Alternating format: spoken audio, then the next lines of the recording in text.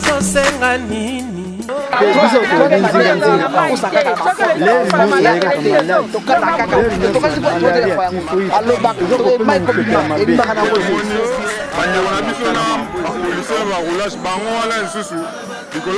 Peuple azosenga nini?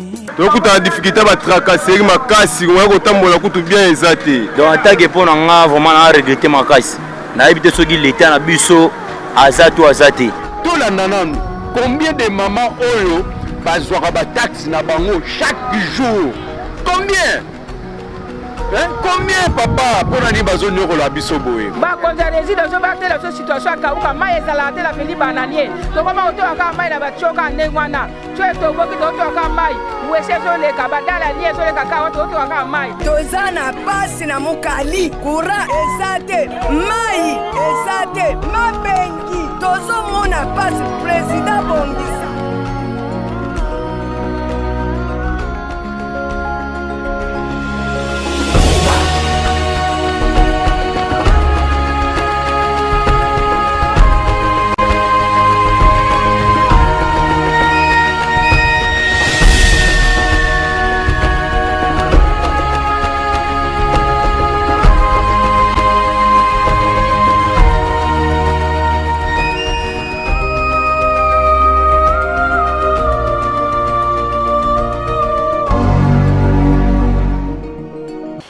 Bonjour chers téléspectateurs, il y a Kilartus Monde Télévision, puis dans la plateforme Nyos Oyo, au message qu'on a dans l'émission Oyo Maloba la population.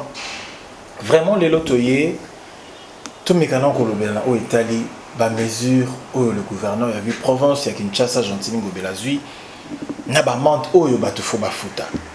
Monsieur le gouverneur, c'est bien à cause de décision.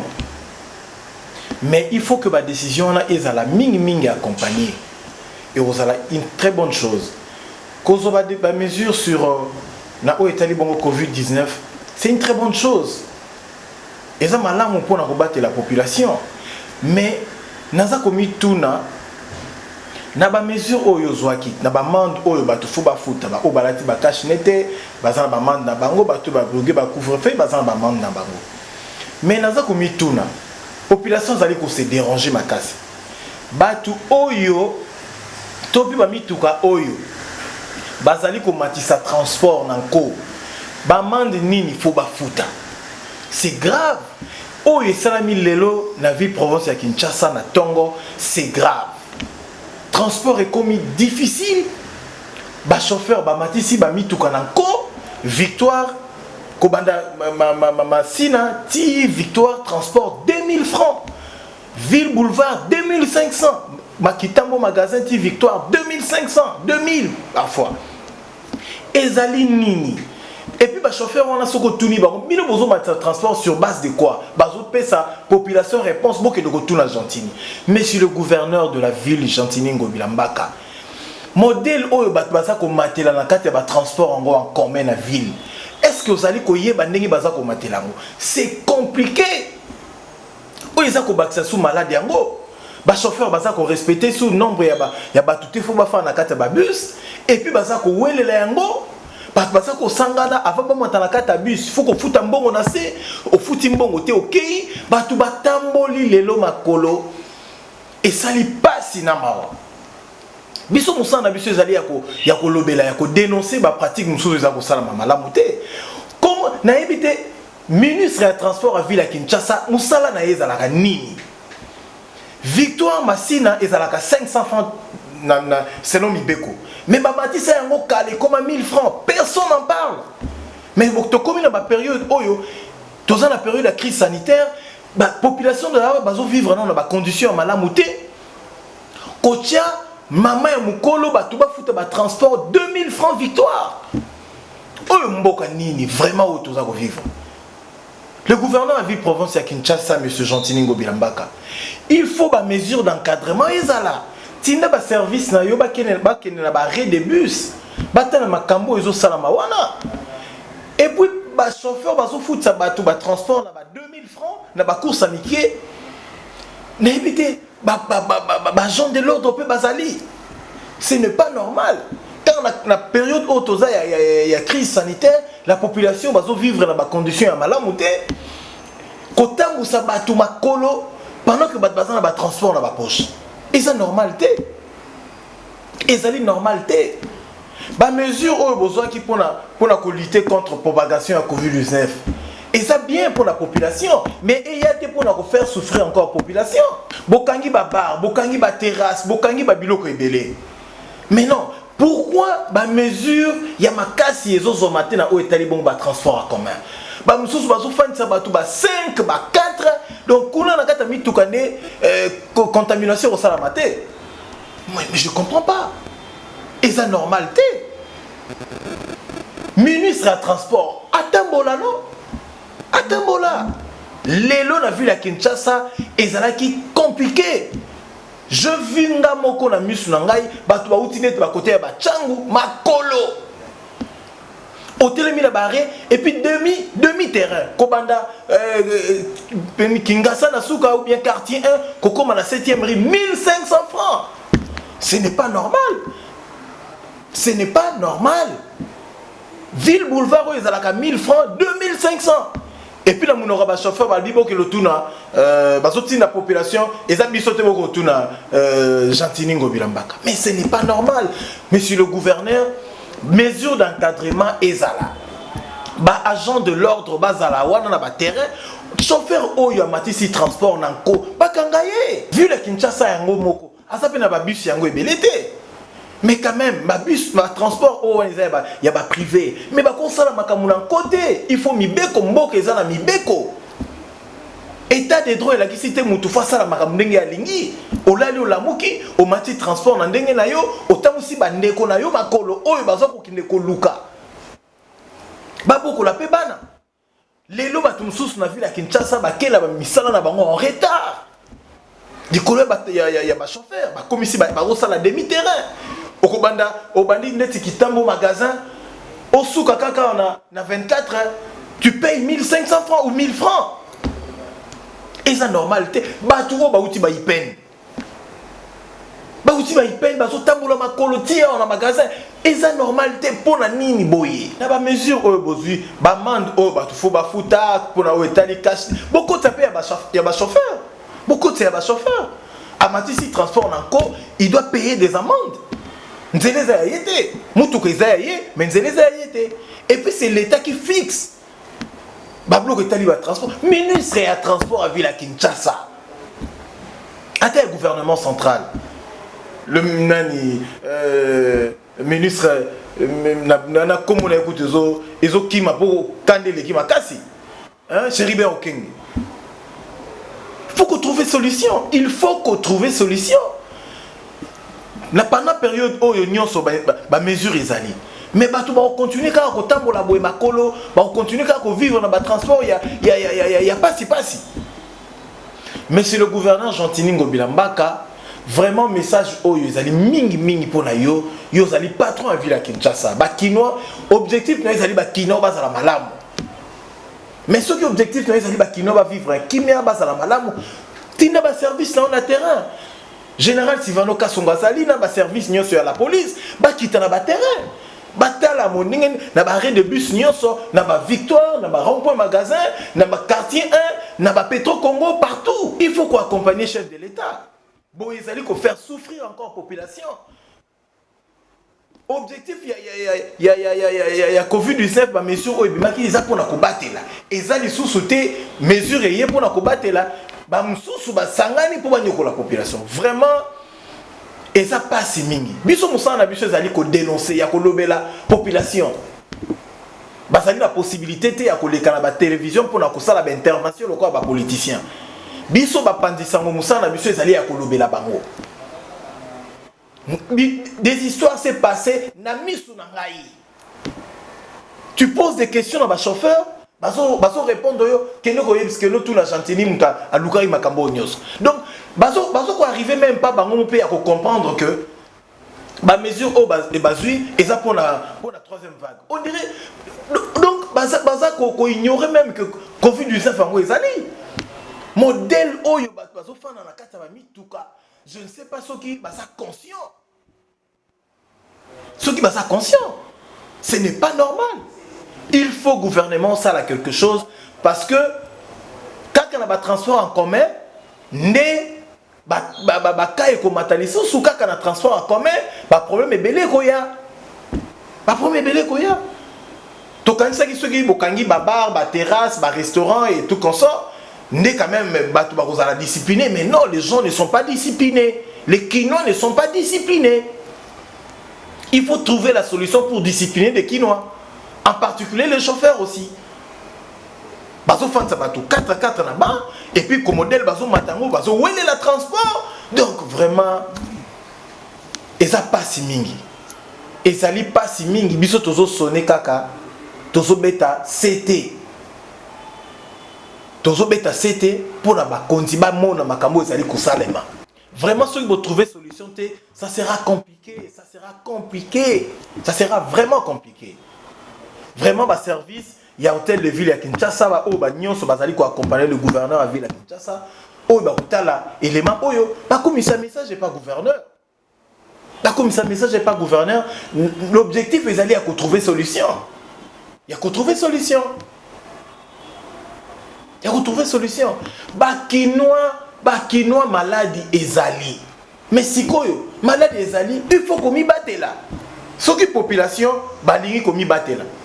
Ba konzibino besoin ko accompagner bango te akobi po modèle wana ya mituka boy ezali ko exposer bango lisusu ezako sala vraiment esalinga pasi na makambo na moni lelo na ville à Kinshasa na barré de bus. Je me posais la question de savoir est-ce un problème ni ba otambola makolo boy na tuni ba lobi non ba chauffeur ba matima mituka ekomi ba 2000 francs mais vraiment enfin Quinois, Congolais pour la nino rose la yo moko mutema mabe ya ndeko na yo Congolais. Vous pensez que si ba pesi bino ba 2000 francs ngo et ko sala bino nini? Et ko sala bino nini? Vraiment na osenga na régie ba balancer nano élément oyo bota la bino moko ndenge modèle batamboli makolo ndenge ni baza ko la transport pendant que Covid-19 ezali et puis troisième vague oyo ezali makasi. Mais je ne sais pas si les Quinois sont conscients. Bon temps là et puis on revient tout juste après. Peuple azosenga nini?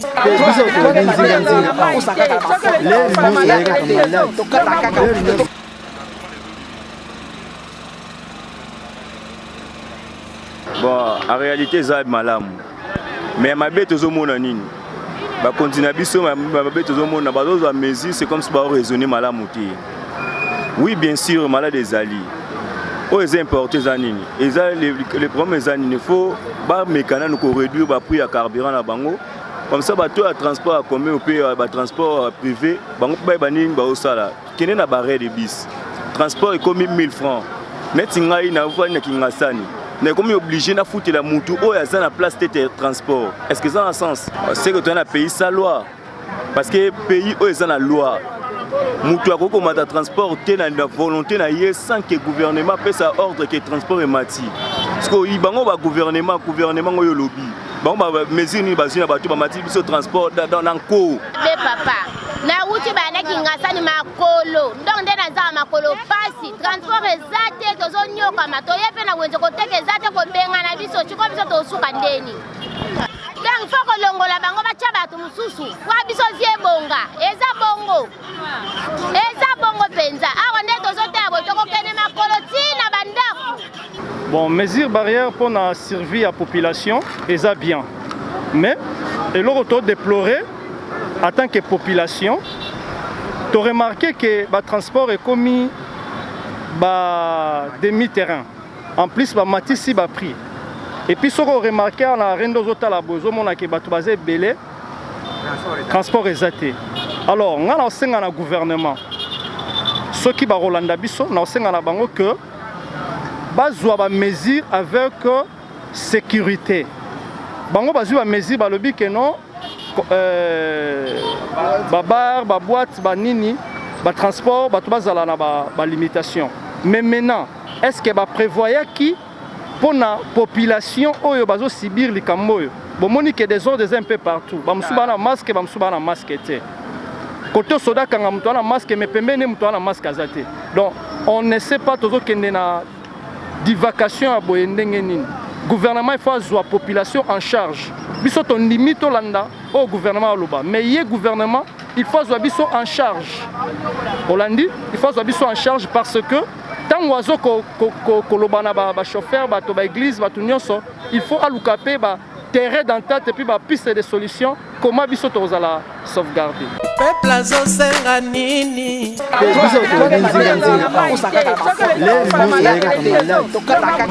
Merci beaucoup Régie pour l'élément proposé. Binomo bomoni. Bomoni ndenge modèle bat baza kotambola bakolo. Bomoni binomo ndenge bat baza ko wela ba transport, ndenge bat baza ko fanda na kata ba bus. Boye, malade yango aussi la ndenge ni. Boye bakaya ko matakaka. Boye bakaya ko matakaka. Vraiment, ba autorité, c'est le moment, il y a qu'à trouver solution. C'est le moment, il y a qu'à trouver solution. Mesures d'accompagnement, il faut ça là. Bocha ba mesures d'accompagnement, oh ya respecter en côté, ne boche na ba cash, ne boche na ba bloc mususu, bocha pe na ba oh etali ba transport. Chauffeur oh ya respecter en côté, kokangaye. Vraiment message oyo mingi ministre ya transport, surtout ya ville à Kinshasa. Tambola papa. Tika bureau na yo climatisé. Tout ça fait la période de l'angle. Maman Lili a besoin de bureau pour ça non. Botambola ta la population ta la modèle ba transport modèle aux autres na barri de bus. Modèle ba chauffeur ba ça qu'on se comporter. Ya ko matisa ba transport ndenge ba lingi pendant que ba arrêter les GC bima na o etali bon ba transport. Pour respecter, pour quitter l'intérêt, pour sanction faut ça là. Vraiment j'insiste sur ma mesure d'encadrement. Mesure d'encadrement, il faut ça là. Ce que les alités, ça passe mingi. Ministre à transport, mais quand ça là descente sur terrain et qu'on a une bonne chose. Quelle est la victoire au monde à Batuneng bazo se comporter? Quelle est la matongue? Ba chauffeur ne baza na magasin ne ba chauffeur baza ko se comporter. Quelle est la quartier 1 partout. Na ba hyper na ba réa hyper autant la nenge ba chauffeur baza ko se comporter. Ça serait une bonne chose. Ça sera une bonne chose. Vraiment, nous sommes arrivés à la fin de cette émission. Émission Oyo Ezali à peuple. Émission Oyo Ezali couper sa population opportunité à Koloba. Parce qu'on a intervenir à ono et à population. Na tali modèle Oyo population et souffrir mokola lelo et salinga la passe na mao. Et salinga passe na mao. Bozali na posa à intervenir dans émission. Bobengi biso na ba commune o bozali bisika o bozali bozala ba difficulté toko ça descendre sur terrain toko ya total ndenge nini ba chauffeur bazali ko se comporter ministre ya transport nous sommes disponibles ya ko accompagner yo descendre sur les alliés sur terrain toko ya wana contacter biso équipe na yo à service à communication va contacter biso toko ya wana to accompagner yo to zo ba élément total ndenge nini musala za ko salama. J'ai dit un grand merci à mon équipe technique au accompagnement Mokola Lelo pour que tout comme la banda Kunabino, na régie na moni bongo Christian Tavares, Oza Osam Sana est bien. Réalisation et émission où ils allaient toujours assuré par Yemoko Christian Chitea. Hein, équipe où il y a Christian. Et puis derrière caméra toujours Jemima Katembo et puis na 100 pour moi na 100 et bien moi qui toko na bandako na moni bongo ingénieur majestique ingénieur Mundele un français perdu au Congo ngana bilo tokabon awa tokuta ina mikolo ezali koya na souci toujours ya ko servir bino soki ba sujet d'actualité ezali tokozonga toujours awa poto informer bino na chaîne na bino Culture Monde TV. Ou est-ce que ça peut nous ça na qui toko bye.